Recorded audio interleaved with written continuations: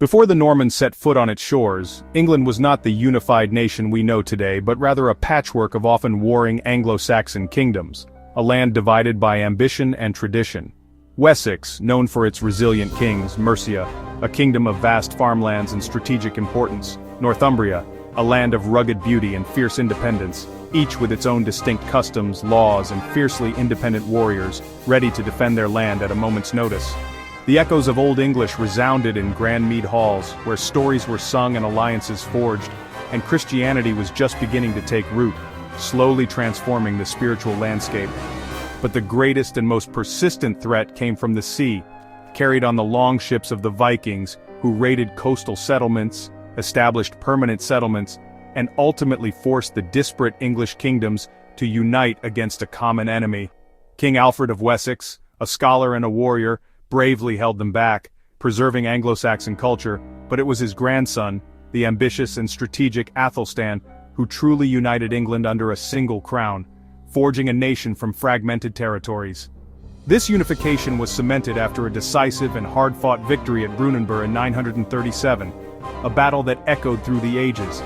And so, for the first time in its history, England stood as a single unified kingdom, proud, independent, and ready to face the future with newfound confidence. But just as England found its footing and began to define its identity, a new power, with its own ambitions and designs, was steadily rising across the narrow waters of the English Channel Normandy.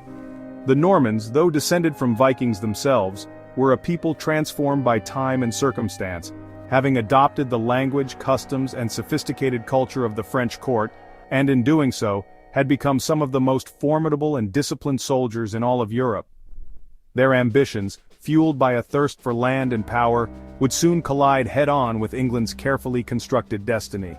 The stage was now irrevocably set for a dramatic and transformative clash of cultures, ambitions, and ultimately, of crowns. The Anglo-Saxon age, with its unique traditions and hard-won unity, was about to face its greatest and most consequential challenge, and nothing in England, from its laws to its language, its very identity, would ever be quite the same again. After Athelstan's reign, England found itself once again vulnerable, facing renewed Viking attacks that relentlessly hammered its shores. These were not mere skirmishes, they were full-scale invasions, testing the very fabric of English society. King Ethelred the Unready, in a desperate attempt to safeguard his kingdom, resorted to paying off the Vikings, hoping to buy peace. However, this strategy backfired spectacularly, as it only served to embolden the raiders and invited even more devastating raids. The Vikings, realizing the wealth that could be extracted, intensified their attacks. Seeking to forge alliances and bolster his position, Ethelred made a strategic marriage to Emma of Normandy, a union that would have far-reaching consequences. This marriage inextricably tied England's fate to the powerful Norman dukes across the English Channel, setting the stage for future claims and conflicts. When the Danes finally succeeded in conquering England, Ethelred's sons, Alfred and Edward, found themselves in a precarious situation.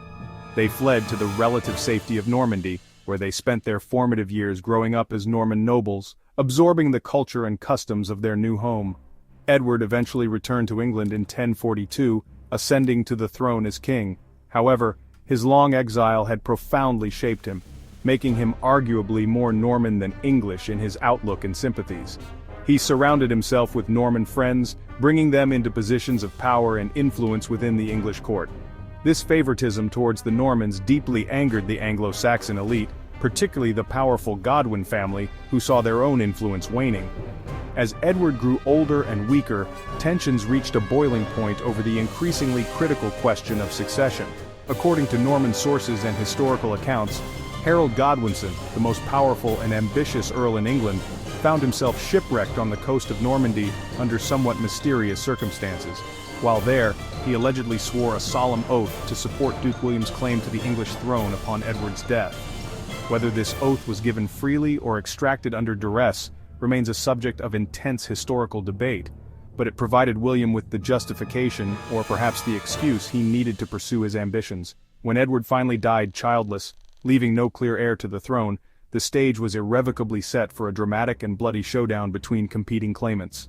The fate of England, its people, and its future would be decided by a confluence of blood, raw ambition, and the weight of a disputed promise. The Norman invasion, long looming on the horizon, was no longer just a distant threat, it had become an unavoidable and imminent reality.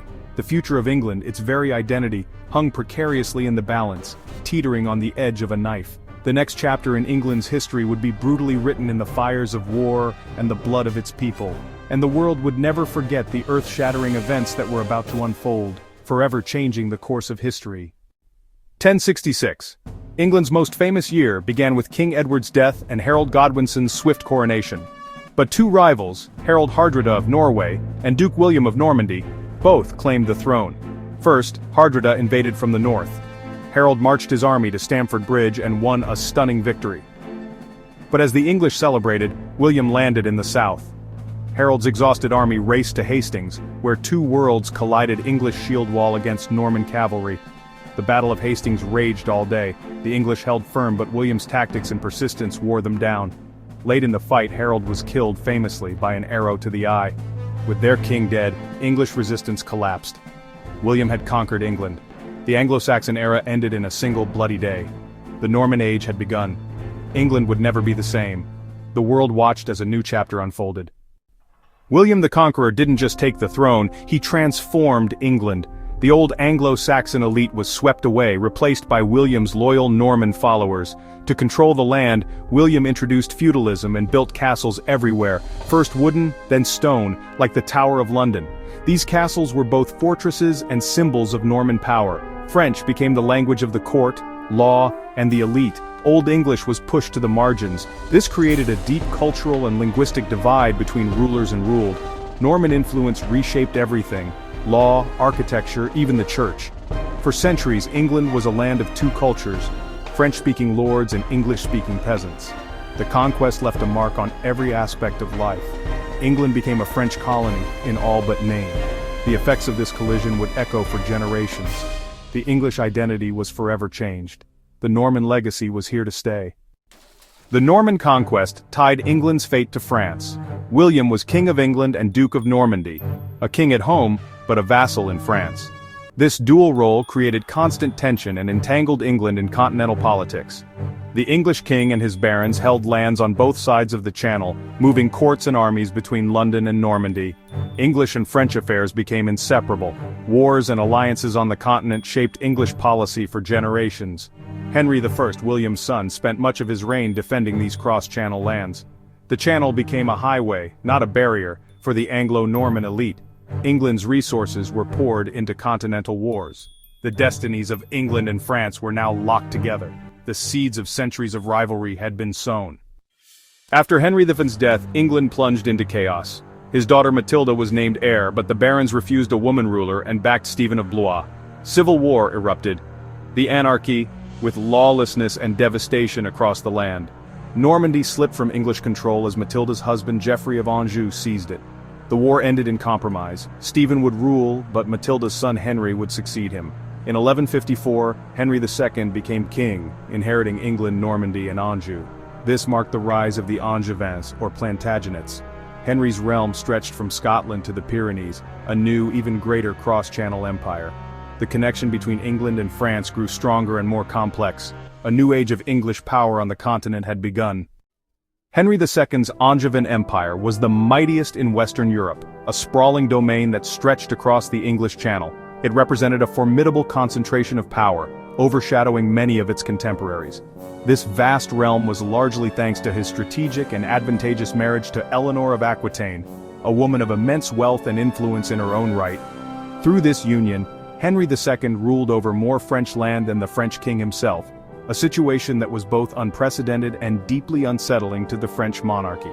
This made England a continental superpower, a force to be reckoned with on the European stage, and, inevitably, a significant threat to the ambitions and security of France. His sons, Richard the Lionheart, renowned for his military prowess and crusading zeal, and John, later infamous for his loss of continental territories and struggles with the English barons, were, in many ways, as much French princes as they were English kings, deeply embedded in the politics and culture of both realms. But the Angevin Empire, for all its grandeur and power, was ultimately fragile.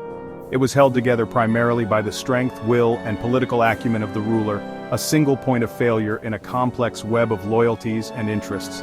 The French king, Philip Augustus, a shrewd and ambitious monarch, astutely exploited the family rivalries within the Angevin dynasty, and crucially, John's inherent weaknesses as a ruler. In 1202, Philip launched a decisive invasion of Normandy, the heartland of English power in France.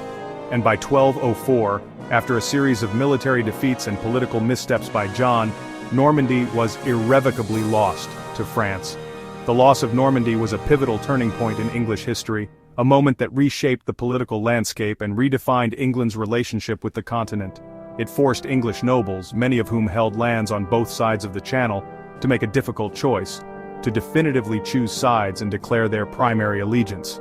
As a result, England's focus began to shift inward, away from continental ambitions and towards its own domestic affairs. Over time, its nobility, increasingly detached from their French holdings, became truly and distinctly English in their identity and outlook. The direct political and territorial link to France forged by William the Conqueror and expanded by the Angevins was irrevocably broken. But the legacy of the Normans, their language, their laws, and their architecture, endured, deeply embedded in the fabric of English society. England would continue to fight for French lands, driven by dynastic ambitions and strategic considerations for centuries to come. But the era of the cross-channel empire, where England held vast swaths of French territory and exerted direct political control, was definitively over. In the aftermath, England began to rediscover and redefine its own national identity, forging a new path distinct from its continental past. Yet, it would always carry the indelible mark of its French past, a testament to the complex and intertwined history of the two nations.